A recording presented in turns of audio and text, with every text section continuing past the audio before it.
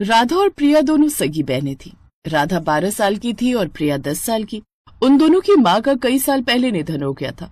तब से उन दोनों की देखभाल उनके नाना ने ही की, क्योंकि उनके पिता रोमेल एक होटल में शेफ का काम करते थे, जिसकी कभी डे तो कभी नाइट शिफ्ट लगती थी। लेकिन वो बीच बीच में अपनी दोनों बेटियों से मिलने आता रहता था। लेकिन बढ़ती बुढ़ापे के कारण एक रोज उसके नाना नानी भी चल बसे। अब उनका पिता रोमेल उन्हें अपने साथ ले आया। अब वो अपने पिता के साथ ही रहने लगी। फिर एक रोज, राधा बेटी, मुझे होटल की तरफ से काम के सिलसिले में कुछ समय के लिए विदेश जाना है। क्या तुम दोनों यहाँ अकेले? विदेश? ठीक है बाबा, आप आराम से जाओ, हम दोनों की चिंता मत करो। मैं प्रिया और अपना ध्यान रख लूंगी, आप भी अपना ध्यान रखना। हम आपके लौटने का इंतजार करेंगे। अब रोमेल दोनों बेटियों को भारत में छोड़कर खुद विदेश चला जाता है, जहाँ एयरपोर्ट पर उतरते ही उसकी विदेशी पत्नी और बेटी उसका इंतजार कर रही थी। हेलो डार्लिंग, हमने तुमको बहुत मिस किया, चलो अब घर चलो।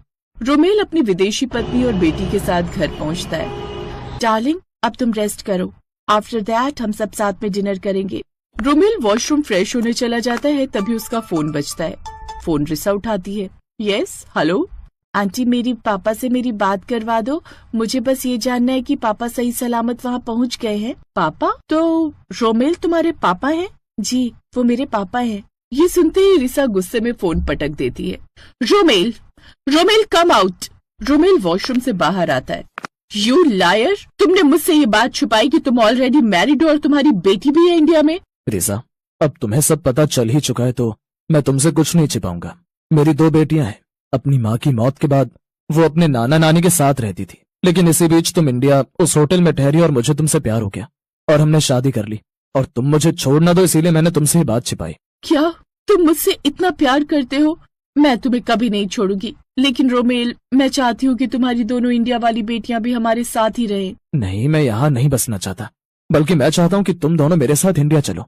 अब हम सब वहीं साथ में रहेंगे। ठीक है, मैं इसके लिए तैयार हूँ। वो तीनों इंडिया वापस लौट रहे थे कि बीच रास्ते में रोमेल को हवाई जहाज में दिल का दौरा पड़ गया और उसकी मौत हो गई। रिसा पूरी तरह टूट गई, लेकिन उसने खुद को संभाला और अपनी बेटी के साथ रोमेल के उस पते पर जा पहुंची, जहां जाकर उसने राधा और प्रिया को सारी सच्चाई बताई। उनकी विदेशी माँ ने दोनों गरीब बहनों को गले से लगा लिया। कुछ दिनों तक सब कुछ सही चल रहा था। विदेशी माँ दोनों बेटियों को खूब प्यार करती थी, लेकिन कुछ दिनों बाद ही उसने अपना असली रंग दिखाना शुरू कर दिया। ए गरीब लड़कियों, जल्दी जल्दी सारा काम करो। माँ, जैसे आप ऐना को स्कूल भेजती हो, ऐसे हमें भी स्कूल जाना है। अगर तुम दोनों स्कूल जाएगा तो घर का काम कौन करेगा? मुझे नौकरानी रखना पड़ेगा, और जानती हो ना उसका कितना खर्चा होता है। और तुम दोनों पढ़ लिख कर क्या करेगा? मुझे तो अपनी बेटी को पढ़ाना लिखाना है और उसकी शादी बड़े घर में करनी है, और तुम दोनों की तो गरीब घर में ही रहेगी। लेकिन पहले तो आप हमें कितना प्यार करती थी। अरे वो सब तो बस नाटक था, ताकि आस पड़ोस वालों को शक ना हो। सच कहूँ तो मुझे तुम दोनों को देखकर बहुत गुस्सा आता है। तुमसे नफरत हो गई है। तुम दोनों मेरे पति की पहली पत्नी की औलाद हो। मुझे तुम दोनों की शक्ल से भी नफरत है। दोनों बहनें ये सुनकर हैरान रह जाती हैं। कुछ समय बाद वो उन दोनों को एक कोठी में झाड़ू पोछे के काम पर लगा देती है और उनके कमाए हुए पैसे खुद रख लेती और उनसे अपनी बेटी के लिए सुंदर सुंदर कपड़े और खिलौने लाकर देती, जबकि उन दोनों को ऐना के पुराने कपड़े पहनने को देती। इन कपड़ों को अब तुम रख लो, बस हल्का सा छेद ही तो है और थोड़े पुराने हो गए। अब से तुम ही ये सब कपड़े पहनना। कोई बात नहीं माँ, हम ये पहन लेंगे। वैसे भी ऐना भी तो हमारी बहन ही है। ऐसे ही समय बीता। रिसा सगी और सौतेली बेटियों में हमेशा भेदभाव करती थी। उसका भेदभाव यहाँ तक था कि उसने अपनी बेटी की शादी तो अमीर घर में कर दी, लेकिन दोनों गरीब बहनों की शादी गरीब घर में। अब मेरी बेटी ऐना शादी के बाद भी बहुत खुश रहेगी और वो दोनों गरीब बहनें हमेशा दुखी। लेकिन असलियत तो ये थी कि ऐना के ससुराल वाले भले ही अमीर थे, लेकिन वो लोग उसे बिल्कुल भी प्यार नहीं करते थे और ना ही उससे ठीक से बात करते। जबकि दोनों गरीब बहनों की शादी एक ही घर में हुई थी, जो कि भले ही अमीर नहीं थे, लेकिन उनकी सास दोनों बहनों को माँ जैसा प्यार देती थी। अब रिसा भी बूढ़ी हो चली थी। एक रोज उसकी तबीयत काफी खराब थी। उसने ऐना को फोन किया। ऐना, मेरी तबीयत बहुत खराब है, तू जल्दी से मुझे अस्पताल ले चल। नो मॉम, आज घर में बड़े बड़े गेस्ट आए, यहाँ एक पार्टी है, मैं नहीं आ सकती। और आप बच्ची तो नहीं हो, खुद जाओ अस्पताल। तभी राधा और प्रिया रिसा के पास आती हैं। माँ, ये क्या हुआ आपको? तभी मेरे मन में अजीब सी अनहोनी हो रही थी कि जैसे आप ठीक नहीं हो, इसलिए मैं प्रिया के साथ यहाँ आ गई। वो दोनों जल्दी से उसे अस्पताल लेकर जाती हैं और उसका इलाज करवाती हैं। कुछ दिन में ठीक होकर वो वापस घर आ जाती है। तब तक दोनों बेटियां उसके साथ ही रहकर उसका ध्यान रखती हैं और इस दौरान ऐना एक बार भी अपनी माँ से मिलने नहीं आई। अब रिसा को अपनी गलती का एहसास होता है। मेरी दोनों बेटियां कितनी अच्छी है, लेकिन मैंने तुम दोनों को हमेशा गलत ही समझा। मुझे माफ कर दो मेरी बच्चियों। नहीं माँ, माँ बाप बच्चों के सामने माफी मांगते हुए अच्छे नहीं लगते। रिशा अब दोनों बेटियों को गले से लगा लेती है। आज उसे अपने किए पर बहुत पछतावा हुआ, लेकिन उस दिन के बाद उसने उन दोनों को खूब प्यार दिया। राधा और प्रिया दोनों सगी बहनें थीं। राधा 12 साल की थी और प्रिया 10 साल की। उन दोनों की माँ का कई साल पहले निधन हो गया था। तब से उन दोनों की देखभाल उनके नाना ने ही की, क्योंकि उनके पिता रोमेल एक होटल में शेफ का काम करते थे, जिसकी कभी डे तो कभी नाइट शिफ्ट लगती थी। लेकिन वो बीच बीच में अपनी दोनों बेटियों से मिलने आता रहता था। लेकिन बढ़ती बुढ़ापे के कारण एक रोज उसके नाना नानी भी चल बसे। अब उनका पिता रोमेल उन्हें अपने साथ ले आया। अब वो अपने पिता के साथ ही रहने लगी। फिर एक रोज, राधा बेटी, मुझे होटल की तरफ से काम के सिलसिले में कुछ समय के लिए विदेश जाना है। क्या तुम दोनों यहाँ अकेले? विदेश? ठीक है बाबा, आप आराम से जाओ, हम दोनों की चिंता मत करो। मैं प्रिया और अपना ध्यान रख लूंगी, आप भी अपना ध्यान रखना। हम आपके लौटने का इंतजार करेंगे।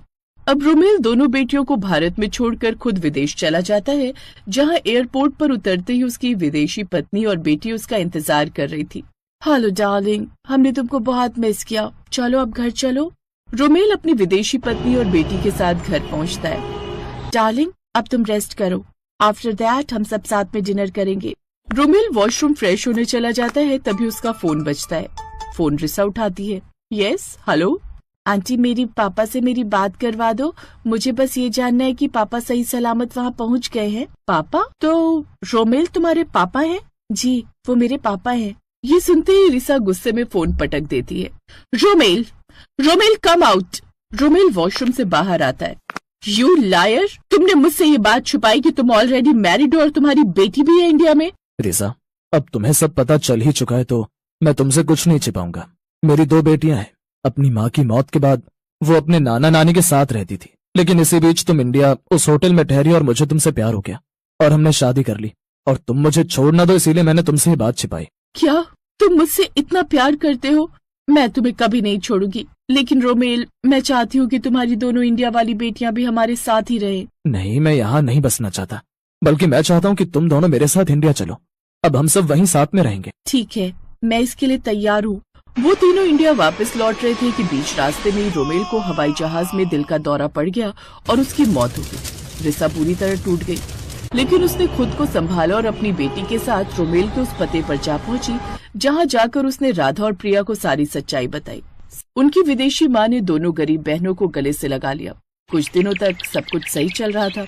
विदेशी माँ दोनों बेटियों को खूब प्यार करती थी, लेकिन कुछ दिनों बाद ही उसने अपना असली रंग दिखाना शुरू कर दिया। ए गरीब लड़कियों, जल्दी जल्दी सारा काम करो। माँ, जैसे आप ऐना को स्कूल भेजती हो, ऐसे हमें भी स्कूल जाना है। अगर तुम दोनों स्कूल जाएगा तो घर का काम कौन करेगा? मुझे नौकरानी रखना पड़ेगा, और जानती हो ना उसका कितना खर्चा होता है। और तुम दोनों पढ़ लिख कर क्या करेगा? मुझे तो अपनी बेटी को पढ़ाना लिखाना है और उसकी शादी बड़े घर में करनी है, और तुम दोनों की तो गरीब घर में ही रहेगी। लेकिन पहले तो आप हमें कितना प्यार करती थी। अरे वो सब तो बस नाटक था, ताकि आस पड़ोस वालों को शक ना हो। सच कहूँ तो मुझे तुम दोनों को देखकर बहुत गुस्सा आता है। तुमसे नफरत हो गई है। तुम दोनों मेरे पति की पहली पत्नी की औलाद हो। मुझे तुम दोनों की शक्ल से भी नफरत है। दोनों बहनें ये सुनकर हैरान रह जाती हैं। कुछ समय बाद वो उन दोनों को एक कोठी में झाड़ू पोछे के काम पर लगा देती है और उनके कमाए हुए पैसे खुद रख लेती और उनसे अपनी बेटी के लिए सुंदर सुंदर कपड़े और खिलौने लाकर देती, जबकि उन दोनों को ऐना के पुराने कपड़े पहनने को देती।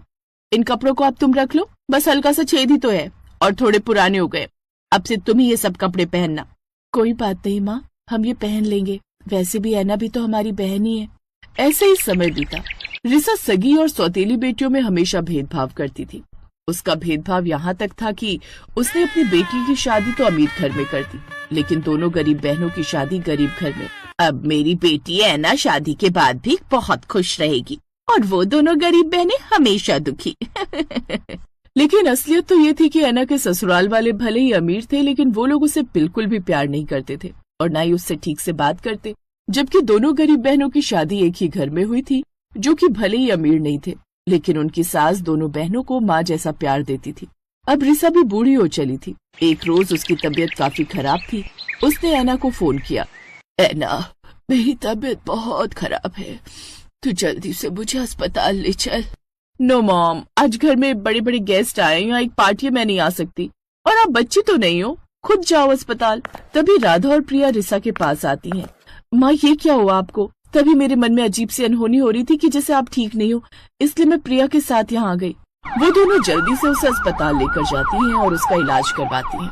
कुछ दिन में ठीक होकर वो वापस घर आ जाती है। तब तक दोनों बेटियां उसके साथ ही रहकर उसका ध्यान रखती हैं, और इस दौरान ऐना एक बार भी अपनी माँ से मिलने नहीं आई। अब रिसा को अपनी गलती का एहसास होता है। मेरी दोनों बेटियां कितनी अच्छी है, लेकिन मैंने तुम दोनों को हमेशा गलत ही समझा। मुझे माफ कर दो मेरी बच्चियों। नहीं माँ, माँ बाप बच्चों के सामने माफी मांगते हुए अच्छे नहीं लगते। रिशा अब दोनों बेटियों को गले से लगा लेती है। आज उसे अपने किए पर बहुत पछतावा हुआ, लेकिन उस दिन के बाद उसने उन दोनों को खूब प्यार